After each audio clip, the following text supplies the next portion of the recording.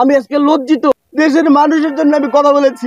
আমরা ভাই মানুষ হয়েছে, কিরকম মানুষ হয়েছে একবার চিন্তা করে দেখেন। আমাদের মন মানসিকতা এতটা নষ্ট হয়েছে, আর আমাদের মন মানসিকতা এতটা নষ্ট হয়ে যাওয়ার কারণে কিন্তু আমরা এরকম জঘন্যতম কাজ করতে পারি। যদি কারো মন মানসিকতা ভালো থাকে তাহলে কিন্তু কখনো কোনো সময় এরকম ধরনের জঘন্যতম কাজ করতে পারে না।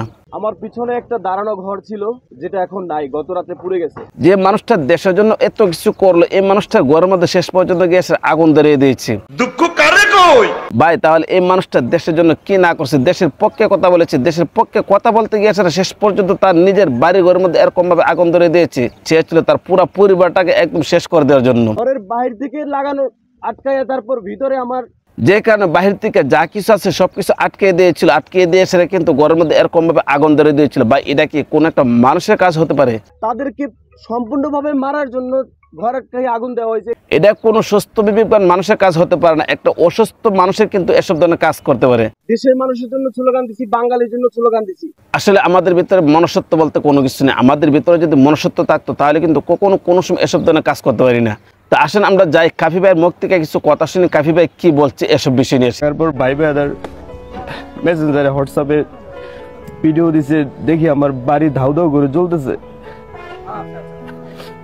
দেখেন জ্বলতে জ্বলতে বাড়িটাই নাই। আমরা কতটা অদ্ভুত ধরনের মানুষ একবার চিন্তা করে দেখেন। আসলে আমাদের বিবেক বলতে কোনো কিছু নাই।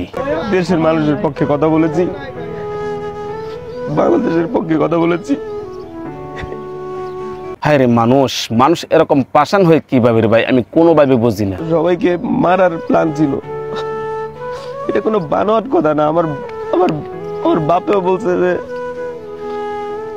ঘর থেকে বের হইতে পারে। তারপরে কিছু কিছু মানুষ বলতেছে কাফি ভাই নিজে তার বাড়িতে আগুন ধরে দিয়েছে। ভাই, একটা মানুষকে কখনো কোনো সময় নিজের বাড়িতে আগুন ধরাতে পারে? কোনো সময় পারে না। আমার মা বাবা ভাই ভাবি এর কয়লার মতো পাইতাম ভাই, কারণ দুই পাশের দরজায় বাইরে থেকে আটকানো ছিল। তারা বেড়া টেরা ভাঙে তারপরে বের হয়েছে ভাই। ঘরে ভাই যারা এই কথাটা বলে কাফি ভাই তার নিজের বাড়িতে নিজে আগুন ধরে দিয়েছে, বুঝতে হবে তাদের মধ্যে সমস্যা আছে। যদি তাদের মধ্যে সমস্যা না থাকতো তাহলে কিন্তু কখনো কোনো সময় তারা এসব ধরনের কথা বলতে পারলো না। ওর বাবা মা ভাই ভাবি ছিল। আরে কাফি ভাই একটা কাজ করেছে, একটা মেয়ের হাত ধরে টানাটানি করছে, তার মানে কি এই যে তার বাড়িতে গিয়ে আগুন ধরে দিতে হবে? ভাই, এই সমাজের মধ্যে কোন মানুষটা করে ভালো হয়ে গিয়েছে?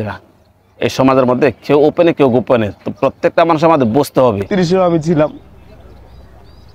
বিপ্লব ঘটাই এই সরকারকে বসালাম। এই সরকার কি করলো, কি করতেছে এই সরকার? একটা মানে নিউট্রাল করে একটা দেশকে দিলাম। আজকে আমার ঘর পড়তেছে, কালকে অন্যের ঘর পড়বে। পুরোই না শুধু এটা মানুষ। যে মানুষটা দেশের পক্ষে গিয়ে কথা বলতে কত হয়রান হয়েছে, যে মানুষটা দেশের পক্ষে কথা বলতে গিয়ে শেষ পর্যন্ত ঘর থেকে বের হয়ে যেতে হয়েছে, এই মানুষটার ঘরের মধ্যে এরকমভাবে আগুন ধরে যা কিছু আছে সব কিছু পুরো ছাই করে দেওয়াটা আসলে খুব দুঃখের বিষয়। জিনপুরি দেশ আগুন ধরাই দেয় নাই ভাই, মানুষই আগুন দিচ্ছে। দেশের আইন শৃঙ্খলা রক্ষাকারী বাহিনীর প্রতি আমি শ্রদ্ধাশীল। 7 দিনের ভিতরে তারা খুঁজা তাদেরকে আইনের আওতায় যদি না হয়, দেশের মানুষকে যদি দেখানো না হয়, যেহেতু আমার পরিবারকে বাইরে ফেলার চেষ্টা করা হয়েছে, সেহেতু তারা খুনি, তাদের যদি ফাঁসিতে না। আসলে কতটা কষ্ট পেলে একটা মানুষ এরকম ভাবে কান্না করতে পারে ভাই, এই জিনিসটা একবার চিন্তা করে দেখেন। যে মানুষটার ঘর বাড়ি যা কিছু আছে সব কিছু পুরো ছাই করে দিয়েছে, তারপর তাকে নিয়ে এসে মানুষ ঠোল করতেছে। ভাই, একবার চিন্তা করে। রাজপথে আন্দোলন করব, আন্দোলন করতে গিয়ে যদি দেখি কোনো বেনিফিট না আসে, আমি একাই বিপ্লবী সরকারের ডাক দিব। আমি বিপ্লবী সরকারের ডাক দিলে এই দেশের বিপ্লবী ছাত্র জনতা, বিপ্লবী মানুষ, দেশের দেশপ্রেমিক, তারা আশা করি এগিয়ে আসবে। আসলে ভাই কি বলবো, কাফি ভাইয়ের কথাগুলো শোনার পরে নিজের মুখ দিয়ে কথা আসতেছে না। তো গাইস, এই কাফি ভাইয়ের বাড়িতে যেরকম ভাবে আগুন ধরে দিয়েছে দুর্বৃত্তরা, এই বিষয়টা আপনারা কোন দৃষ্টি দিয়ে দেখছেন? ভিডিও কেমন হয়েছে কমেন্ট করে জানাবেন। ভালো লাগলে লাইক করবেন, পেজ থেকে দেখে থাকলে পেজটা ফলো করবেন, চ্যানেল থেকে দেখে থাকলে চ্যানেলটা সাবস্ক্রাইব করে পাশে থাকবেন। তো আজ এই পর্যন্ত রাখলাম, ভালো থাকুন, সুস্থ থাকুন, আসসালামু আলাইকুম।